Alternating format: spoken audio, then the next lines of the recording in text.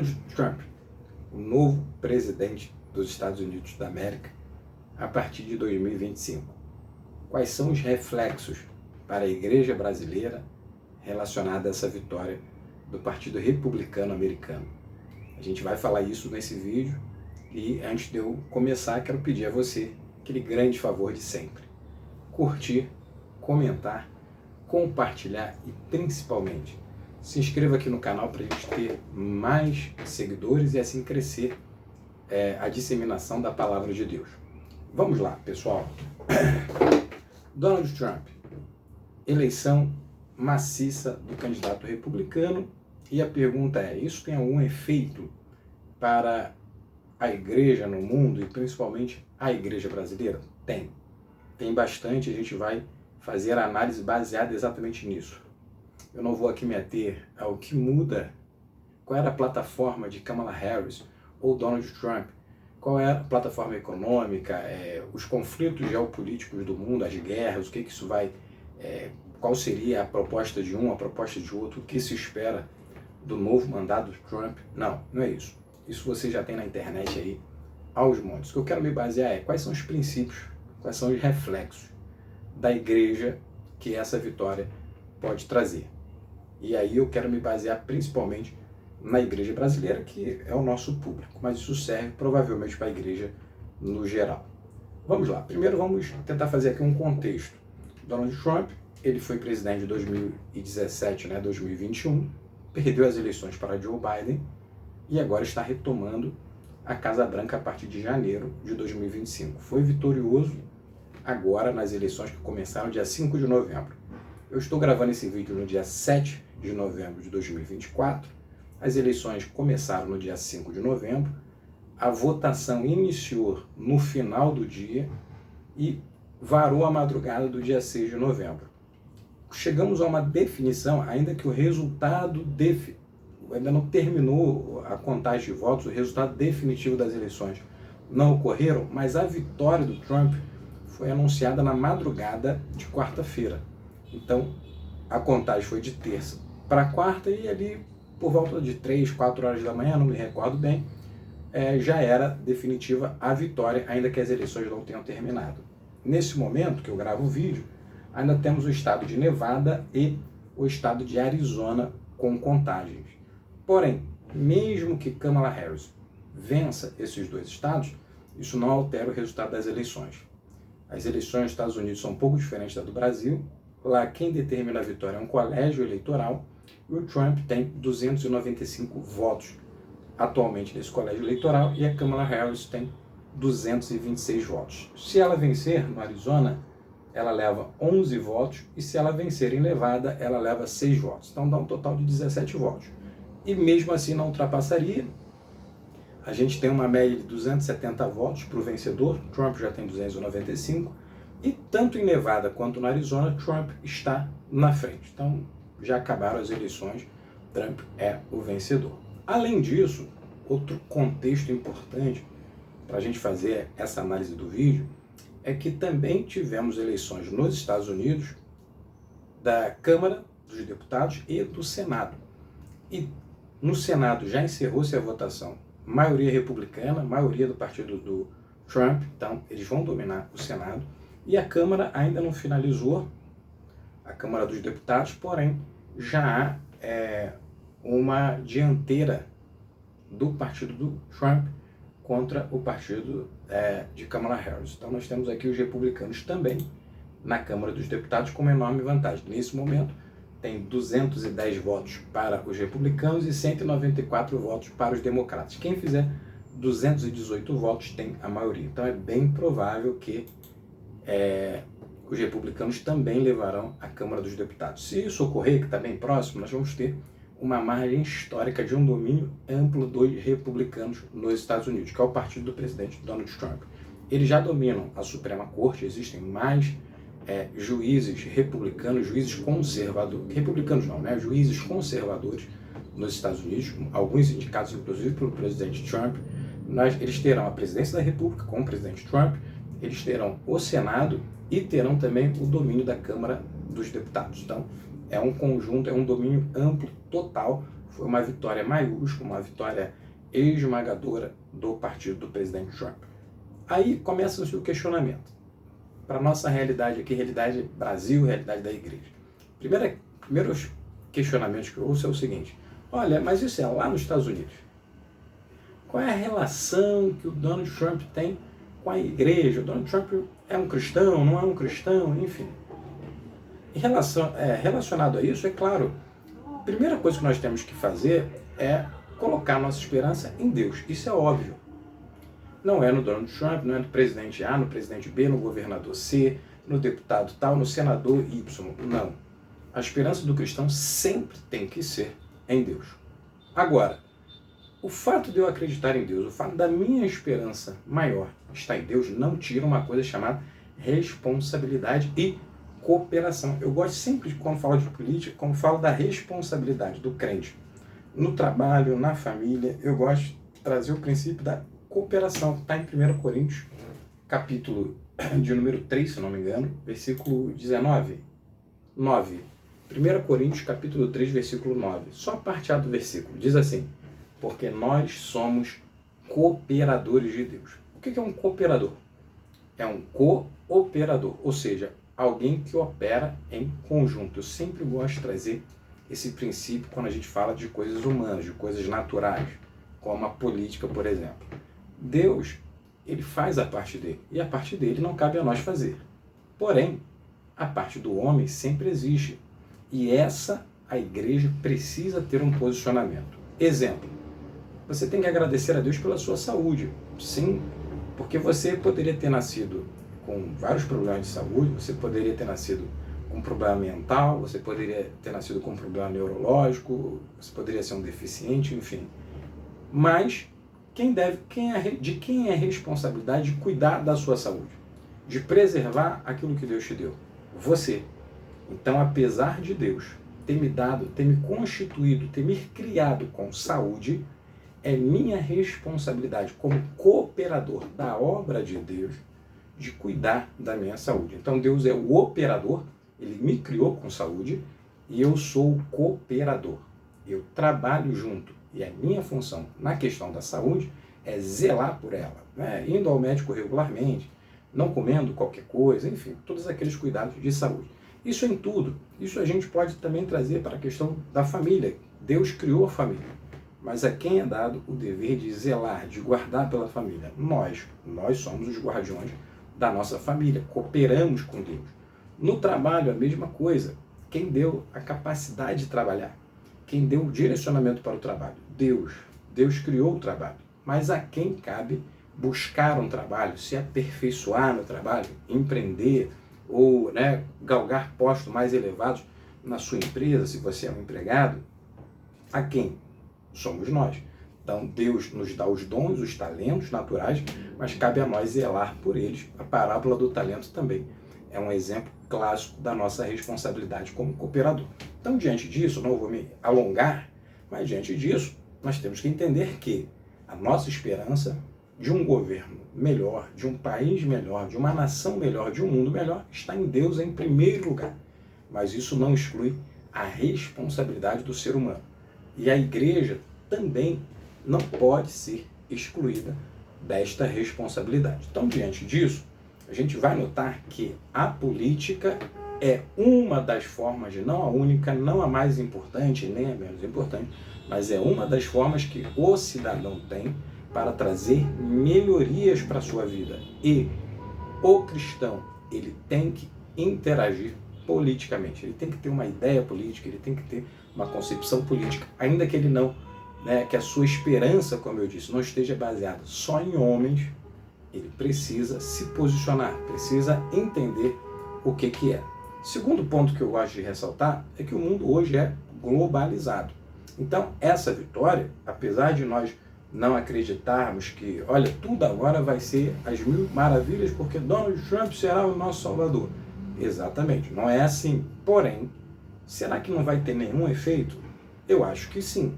Então, a minha concepção, a minha visão, o meu reflexo nessa vitória, a minha análise relacionada a essa vitória de Donald Trump é que sim, haverá alguns efeitos. E aí eu vou trazer, como eu disse no início do vídeo, os efeitos para a igreja cristã brasileira. O primeiro ponto que eu analiso aqui, eu quero que você reflita comigo, é que, olhando para a nação americana, eu vejo que é uma nação de vanguarda. O que é uma nação de vanguarda? É uma nação que está sempre nos primeiros lugares em tudo. Os Estados Unidos são referência militar, é o maior poderio militar do mundo.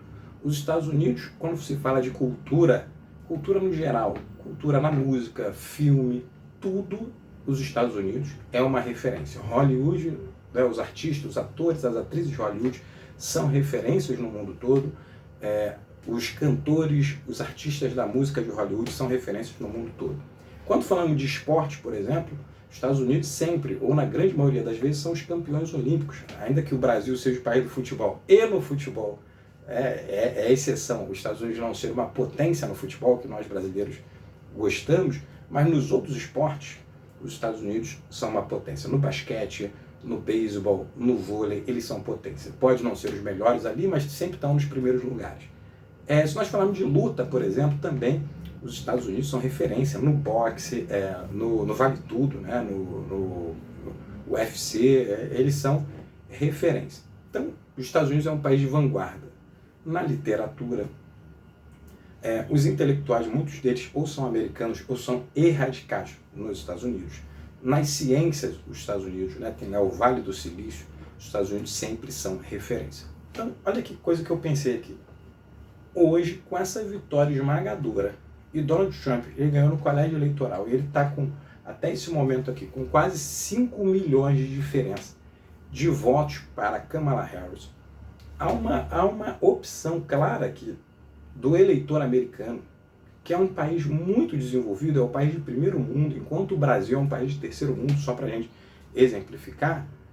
O cidadão americano, ele não é burro.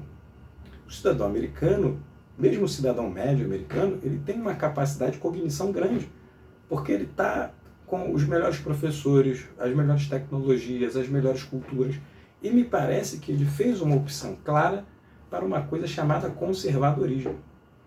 A plataforma de governo de Donald Trump, o partido de Donald Trump, é o que mais representa o conservadorismo nos Estados Unidos. Os republicanos é o partido conservador, partido de direita, partido liberal, ainda que isso aqui é um caldo grande para a gente falar, não dá para falar nesse vídeo o que é esquerda, o que é direita, mas dentro dos princípios bíblicos seria aquele partido que mais se assemelha ao que nós defendemos. Então, como é que uma sociedade de vanguarda, uma nação que está indo para frente, uma nação moderna, ela faz essa opção consciente? Então, isso é importante. A primeira análise que a gente faz até os americanos estão entendendo que essa ideologia progressista, revolucionária, essa ideologia que tenta quebrar os princípios, os valores, vários valores, inclusive da palavra de Deus, tem trazido consequências desastrosas para o mundo e também para os Estados Unidos da América. Então, a opção clara aqui é que eles querem dar um basta nisso, eles querem dar uma pausa nisso, eles querem retornar aos princípios e valores que constituíram a América. A América é protestante, a América é evangélica, os Estados Unidos é o país que mais representa os evangélicos no mundo. E outra coisa que é interessante é que quais são as pautas principais conservadoras? São várias, né? Eu vou falar aqui de 4 pautas conservadoras principais. A gente está falando de liberdade religiosa, que é você pregar o que você pensa, né? Tem a liberdade de expressão e tem a liberdade religiosa. Liberdade de expressão e liberdade de se expressar. Liberdade religiosa está além da liberdade de culto, é você cultuar a Deus, você ter liberdade para cultuar a Deus, professando a sua fé e prática. Muitos confundem a liberdade religiosa com liberdade de culto, no sentido de que, olha, você tem que ter um lugar para cultuar. Não, a liberdade religiosa vai além disso. É um princípio constitucional. A Constituição da República Federativa do Brasil nos dá esse direito, liberdade de culto. Mas o que é cultuar? É estar num templo? Não. cultuar está relacionado a crenças e valores e a liberdade religiosa junto com o princípio constitucional máximo da liberdade de expressão, ela vai traduzir principalmente a questão da liberdade de você pregar, de você falar, defender os princípios que estão nas Sagradas Escrituras. Isso é muito importante. Depois a gente está falando da pauta do aborto, depois nós estamos falando da pauta da liberação das drogas e nós estamos falando da pauta da defesa da família tradicional. Essas 4 pautas aqui me parece que os americanos agora estão tentando retomar de novo essas pautas dos conservadores. Pois bem, e o que isso vai trazer de reflexo? Como eu disse aqui no início, apesar da gente não confiar que Trump vai resolver todos os problemas, mas é óbvio que hoje o mundo é globalizado. Hoje você compra aí suas blusinhas da Shein, não é isso? Chinesa, da Shopee, você tem carros americanos, carros japoneses, você hoje consome uma cultura chamada K-pop coreana, então o mundo hoje é globalizado. Nós somos influenciados por uma série de coisas. Os Estados Unidos, que são o maior poderio do mundo, ainda são a maior potência mundial, é óbvio que essas eleições vão refletir no mundo todo. Então é claro que apesar de Trump não ser o salvador, de que só essa eleição vai resolver todos os nossos problemas, é óbvio que traz alguns efeitos, e efeitos positivos para a igreja cristã brasileira. E outros efeitos também, eu quero focar aqui nos efeitos da igreja. O primeiro efeito é que isso motiva o crescimento do conservadorismo no Brasil. Se nós olhamos que a sociedade americana está dando preferência nesse momento, está dizendo com todas as letras, olha, nós queremos ser um país mais conservador, o Brasil, que já é um país conservador, mas que meio que se sente acuado, não é isso? Pelas novas filosofias, novas ideologias que estão surgindo por aí, isso agora motiva todo mundo, não, eu também sou conservador. Então, primeiro efeito que eu acredito que vai acontecer é continuar uma onda à direita no Brasil, uma onda aos conservadores no Brasil. Com isso, vai gerar já um segundo efeito, um efeito subsequente a esse, que é o quê? A perseguição. Ela tende a diminuir. O que é perseguição? Eu não estou falando aqui que o Brasil é uma ditadura, o Brasil... Não, o que eu estou dizendo é, no combate de ideologias, numa guerra cultural, uma guerra espiritual, você tem um combate de ideias. Então, a Bíblia, ela existe em princípios imutáveis que nós defendemos. E quando você defende isso, quando você defende um princípio, é claro que você vai desagradar a outras pessoas. Essas pessoas que são desagradadas pela palavra de Deus, quando você prega contra o pecado, por exemplo, isso desagrada alguém, e se esse alguém tiver uma força política muito grande, essa ideologia ela vai querer minar, vai querer calar a sua voz. Então, é isso que os conservadores no Brasil todo sentem essa pressão, né? Sentem envergonhado de defender os seus valores. Então, quando os Estados Unidos eles mostram para o mundo que os conservadores são importantes, isso começa a gerar um efeito, ainda que invisível, na diminuição dessa pressão psicológica, nessa pressão persecutória relacionada aos princípios conservadores. Então a tendência agora é que essa questão dê uma diminuída, dê uma abafada. E terceiro, para nós terminarmos aqui, isso começa a despertar, trazer um despertamento para cristãos do Brasil e do mundo todo, que existe uma batalha sendo travada, existe uma guerra, uma luta pela defesa dos ideais, pela defesa dos valores cristãos. O cristianismo, ele moldou o Ocidente.